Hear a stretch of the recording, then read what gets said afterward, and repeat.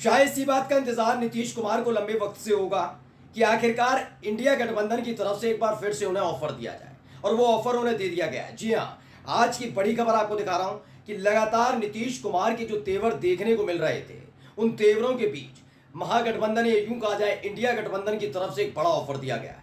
ये ऑफर छोटा मोटा नहीं है, दरअसल माना जा रहा है इसी ऑफर का इंतजार लगातार नीतीश कुमार कर रहे थे। इसीलिए वो बार बार संकेत दे रहे थे कि वो एनडीए के अंदर रहकर खुश नहीं है, क्योंकि पहली बात ये कि बिहार को विशेष राज्य का दर्जा देने की जो मांग उन्होंने जोर शोर से उठाई थी, वो न देकर बिहार में नीतीश कुमार की छवि को गहरा धक्का और आघात लगा।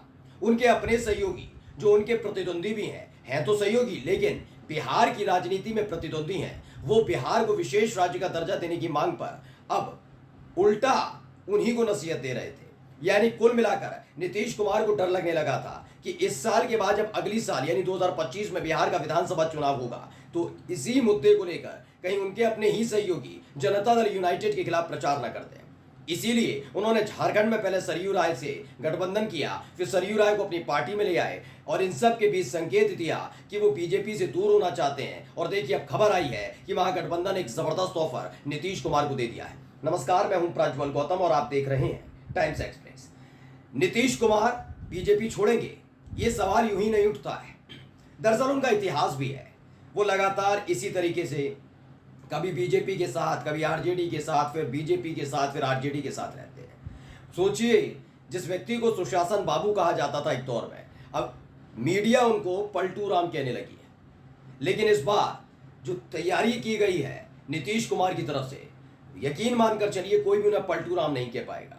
वजह यह है कि उनके पास इस बार तगड़ा आधार है कि वो बीजेपी क्यों छोड़ रहे हैं। लेकिन क्या आरजेडी की तरफ से, महागठबंधन की तरफ से, इंडिया गठबंधन की तरफ से ऑफर दिया गया? पहले देखिए खबर। एबीपी न्यूज ने खबर छापी, सावन में चढ़ा सियासी पारा, आरजेडी ने नीतीश कुमार को दिया सरकार बनाने का ऑफर। खबर क्या है? आरजेडी का कहना है कि नीतीश कुमार बीजेपी के साथ जाते हैं तो विकास रुक जाता है, बिहार में लूट, हत्या और अपराध बढ़ जाता है। नीतीश कुमार के साथ तेजस्वी यादव थे तो विकास हो रहा था। ये बात महागठबंधन की तरफ से या यूं कहा जाए आरजेडी की तरफ से कही गई। ये केवल एक बयान नहीं दिया गया, बल्कि आरजेडी की तरफ से खुला खुला ऑफर दे दिया गया है। अगर ऐसा हुआ कि अगर नीतीश कुमार कूदकर बिहार वाली राजनीति में कूदकर इंडिया गठबंधन, महागठबंधन के साथ आते हैं, तो खतरा सिर्फ बिहार की सरकार को नहीं होगा, ये खतरा केंद्र सरकार के लिए भी है, क्योंकि 291 में से 12 सांसद जाना ये अपने आप में बड़ी बात होगी। लेकिन ये सब बहुत अचानक नहीं करना चाहते नीतीश कुमार, वो कदम दर कदम रखना चाहते हैं। क्यों, उसकी वजह मैं पहले भी बता चुका हूं, फिर आपको बता देता। दरअसल ऑफर उनको मालूम था, वो जाने वाले महागठबंधन में लगातार बता रहा हूं कि वो जा सकते हैं कभी भी, लेकिन उनके सामने 2-3 दिक्कतें आ गई हैं। पहली ये कि ललन सिंह जैसे जो उनके सांसद हैं जनता दल यूनाइटेड के, वो उनके करीबी कम, अब वो मोदी शाह के ज्यादा करीबी नजर आते हैं। इसको लेकर एक टेंशन बढ़ी हुई है नीतीश कुमार की कि कहीं ऐसा ना हो कि जैसे ही वो पाला बदले वैसे ही सांसद टूट जाए। दूसरा, जनता दल यूनाइटेड के जो राष्ट्रीय कार्यकारी अध्यक्ष बनाए गए संजय झा, वो संजय झा नीतीश के जितने करीबी हैं उससे ज्यादा वो अमित शाह के करीबी बीजेपी से ही आए थे। इस बात का डर है। यही नहीं, बिहार के अंदर चाहे वो विधानसभा हो या विधान परिषद हो, दोनों में ही भारतीय जनता पार्टी ने अपने सभापति को बैठा दिया है। यानी विधायकों के साथ साथ सांसदों की फूट हो सकती है। इसी बात का डर नीतीश कुमार को लग रहा है। लेकिन नीतीश कुमार पूरी प्लानिंग के तहत आना चाहते हैं, यानी कि आने वाले वक्त में जब वो बगावत करें या फिर छोड़कर उनको आए, तो वो अपने विधायकों को समझा सके कि अगर आप बीजेपी के साथ रहे तो आने वाला चुनाव हार सकते हैं। इसीलिए वो कदम दर कदम आगे बढ़ा रहे हैं। पहले खबर थोड़ा पढ़ देता हूं को क्या लिखी हुई है और क्या ऑफर दिया हुआ है। देखिए, एबीपी न्यूज ने आगे लिखा है, सावन का महीना चल रहा है और आरजेडी के एक विधायक मुकेश रोशन ने बयान दिया कि सियासी पारा को बढ़ा दिया है। आरजेडी विधायक ने बिहार के मुख्यमंत्री नीतीश कुमार को महागठबंधन की सरकार बनाने के लिए खुला ऑफर दिया है। उनके इस बयान ने सियासी गलियारे में हलचल शुरू कर दी है। मुकेश रोशन ने कहा कि नीतीश कुमार महागठबंधन में आए, हम लोग उनका स्वागत करेंगे। और आप हाल ही में देख भी रहे हैं कि जब से गए हैं, यानी 26 जनवरी को अलग हुए और उसके बाद 28 तारीख को सरकार बना ली बीजेपी के साथ जाकर, तब से आप तेजस्वी यादव को खास तौर पर देख रहे होंगे कि तेजस्वी यादव किसी भी तरीके से उनके खिलाफ जाकर विरोध हो रहा है, तमाम चीजें हो रही हैं। लेकिन जो गलत बयानी बीजेपी किया करती थी, वैसे बयान एक भी तेजस्वी यादव की तरफ से नीतीश कुमार के खिलाफ नहीं दिया गया। उसकी तगड़ी वजह यही है कि जब वो गए थे, यानी जनवरी में गए थे और उसके बाद फरवरी मार्च तक उनको एहसास हो गया था नीतीश कुमार को कि फैसला थोड़ा गलत हो गया, लेकिन उनको इंतजार किसका है? सिर्फ लोकसभा चुनाव का था। 4 जून को नतीजे आने के फौरन बाद ही नीतीश कुमार के तेवर बदले हुए हैं। मैंने आपको खबर यह भी दिखाई थी कि चाहे वो नीतीश कुमार हो या फिर चंद्रबाबू नायडू, वो इसीलिए सिर्फ शांत बैठे हुए थे, समझ नहीं पाए लोग, लेकिन वो शांत इसलिए बैठे थे कि बस बजट पास हो जाए। जब एक बार समर्थन देने के एवज में बिहार को और आंध्र प्रदेश को अच्छा खासा पैसा मिल जाएगा, उसके बाद अपने तेवर दिखाए जाएंगे, और उसके बाद तेवर दिखाए भी जाएंगे। क्या कहते हैं जरा पढ़िए। भोले बाबा जंतर मंतर फेंके सद्बुद्धि दे। आरजेडी विधायक ने भगवान का भी नाम लिया। उन्होंने कहा कि भगवान से प्रार्थना करते हैं नीतीश कुमार को सद्बुद्धि दें, भोले बाबा उनके ऊपर कुछ जंतर मंतर करके उनके ऊपर कुछ असर हो कि फिर से महागठबंधन परिवार में आए।